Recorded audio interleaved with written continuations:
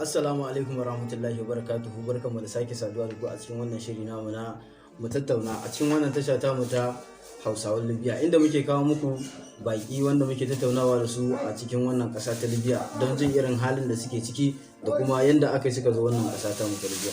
Amma kafin sannan, idan wannan ne farkon zuwan ka wannan tasha ta mai albarka ta Hausawan Libya, kada ka manta ka dangwala mana subscribing sannan kuma ka danna alamar ƙararrawa a duk lokacin da muka dau sabon shiri. Insha Allah za mu sanar da ku biyo mu. Assalamu alaikum warahmatullahi wabarakatuhu, barkanmu da dawowa. Babban bako mu ne maka barka da zuwa cikin wannan shiri namu mai albarka na mu tattauna. Barka. Masha Allah. Da farko za mu so mu san wato da wa muke tare a cikin wannan tasha ta mu.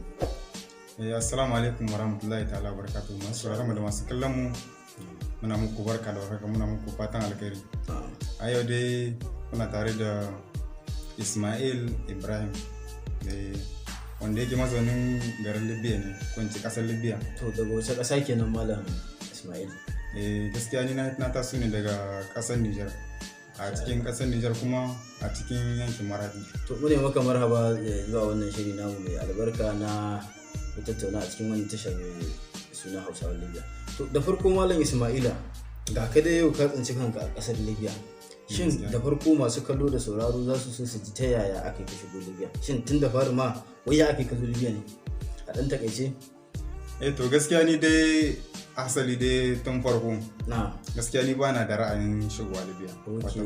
Saboda na taso tun ina karami ma, ba wai na taso hakan gaba ne ina mazaunin banza, a na taso tun ina karami na ina makarantar boko, ina makarantar islamiyya.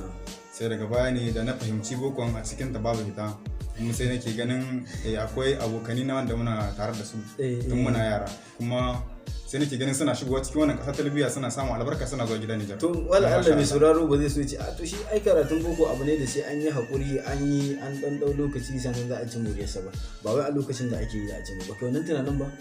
Gaskiya na yi wannan tunanin, amma idan ka tsaya ka duba ka san an ce kyakkyawar safiya tana ga marici.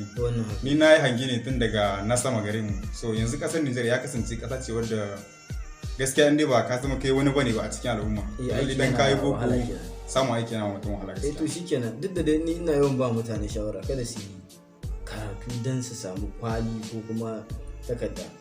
Duk lokacin wanda ka samu ƙwarewa fiye da ka sami wato fiye da a ce yau ga da kwalinka na abin. Amma ba wani muke tuna ba. To yanzu sai kuma ga kare ka zo Libya. Wai to jirgin sama ka hawo ka zo ko kuma dai ta Sahara ka biyo yadda kowa yake zuwa ko kuma ya? To alhamdulillah an zo inda yake muka kai. Gaskiya kamar yadda mutum da farko mun sani cewa zuwa ƙasar Libya tafiya ce wadda sai mai haƙuri kuma sai mai zuciya. Wannan shi sani kuma ban yi ƙasa a gwiwa ba, ban ma yi niyya zan hau jirgin ta Libya ba gaskiya. Kawai sai ne tunanin ana ba mu labarin Sahara tun muna yara, tun muna ƙanana. Shine kawai sai nake da ra'ayin dole ne sai na shigo Sahara nan, saboda ni ma in san na zo Libya kuma na sha wahala cikin neman hanyar Libya. A fafata kenan. Gaskiya haka ne. To masha Allah. To kuma wani kalubale ka fuskanta a yayin tawaka a cikin wani Sahara? Kamar yadda zaka ji wasu a shirye-shiryen mu na baya, wasu ce ruwa ya yanke musu, wasu yunwa, wasu a sace su ma a bacin mota da shoransu. Kai wani kalubale ka fuskanta wanda ba za ka taɓa manta ba a Sahara? To alhamdulillah masha Allah, guda nake lalle dai shi tahowa daga Libya na farko dai fitowa daga Nijar har zuwa Sabaha. Gaskiya alhamdulillah nan babu inda muka samu matsala. Inda zan ce muka an dan samu matsala da yunwa da kishirwa da sauran, sai kuma fitowa daga Sabaha har zuwa nan gari Masarata. Wato wannan garuruwan da ake wuciya irin su Bani Walid, su Shiwara, su waye da shirin, anan kuka dan fuskanci kalubale? Gaskiya alhamdulillah masha Allah, duk nauran da ba mu samu matsala ba. Ni dai kamar dai abu dai wanda ba zan manta da shi ba, zakko magarar Zuleta. So nan ne a cikin Zuleta, wani gari ne ana ce mishi Zuleta, nan yake kusa da Masarata. Nan ne muka zo da cikin garin Zuleta, sai da muka yi kusan kwana biyu babu ci ba sha kafin a ciko da mun Masarata. Kuma babu wanda ya mutu a cikin tafiyar ta ku. Don wasu ma a baya sun ce mana an harbe wasu ma a cikin kafin su fita wannan ƙasa. Gaskiya haka ne, kuma lalle shi in dai hanya ce ta Libya, da abin da ka ji an ce an mutum to lalle haka yana iya faruwa kamar. Amma dai mu alhamdulillah cikin jami'ar cikin tawata mu gaskiya alhamdulillah babu wanda ya mutu, amma dai an to masha Allah. Dan takaice a yanzu ga ka a cikin ƙasar Libya, wace sana'a kake? To alhamdulillah masha Allah, lalle kam shi kasan don da shigo cikin wannan ƙasa ta Libya abinda mutum zai abu biyu. Na farko in ba kana aiki ba na zaman hatta suke ce mishi wurin da ba kowa bane ta sani wuri ne inda zaka zo ka zamna jiran neman aiki ba to ni dai gaskiya da farko na yi wannan har kawo zuwa yanzu da kusan fiye da shekara guda ina aiki tare da Laraba, ma'ana aiki ne nake irin kamar aiki na wata haka sai wata ya biya sannan na bance aikin wata kake a halin yanzu haka to masha Allah wace kalubale ka fuskanta a yayin aikin ka da Larabawa ko kuma da azaman ka a Libya a halin yanzu? To gaskiya masha Allah wanda zaka ga wa masu sauraro na gida domin su ji irin halin da mazauna kasar Libya suke fuskanta musamman Hausawa. To lalle dai duk wanda yake da niyyar tahowa Libya ba za a ce mutum ka taho Libya ba.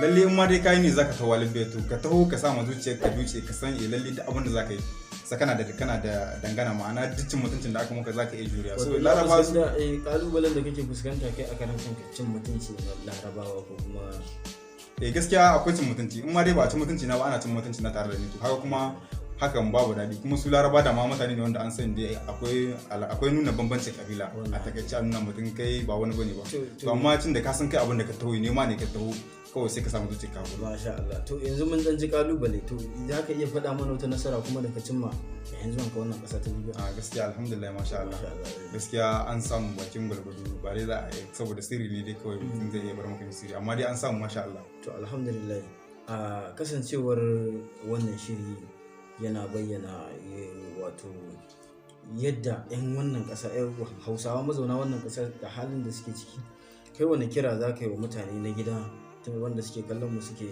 biye da mu a cikin wannan tasha wani kira za ka yi musu akan yanayin da kalubalen da ake fuskanta a cikin ita wannan ƙasa? To kiran da zan yi ga jama'a wanda suke a can gida Nijar ko Nijeriya ko in ci Hausawa dai wanda suke da niyyar tahowa Libya ba za a ce mutum ya dakata ba kai ya taho Libya mai amma mutum yana iya dan dauki dogon lokaci to ana tunani kana magana da wanda suke nan wurin kasa ya take so yanzu kasar Libya gaskiya ana fuskantar kalubale irin na rayuwa da dama a ga musamman ma kamar irin wanga kama da ake yi mutum babu laifin sahiba nan da ce a zo a tarra ka inda kake mahallin ka a zo a dauke ka da kai to wannan ta sa zan nuna ku tambaya ko inda kuke ku fuskanci irin kalubalen nan na kane da ake yi ko kuma wani abu makamancin haka ba?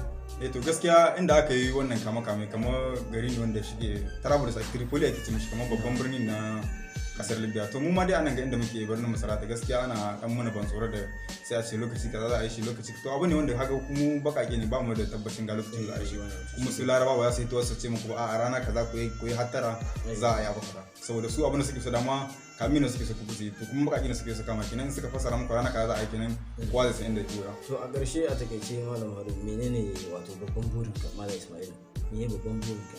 To alhamdulillah babban guri na yanzu a rayuwa shine a wanda na taho nima ina addu'a ubangiji Allah ya bani shi kuma idan Allah ya bani shi sanin mallake shi Allah ya kawo min lokacin da zan tafi gida lafiya kuma idan na je shekarar ka nawa a Libya gaba ɗaya tun zuwan ka kawo yanzu?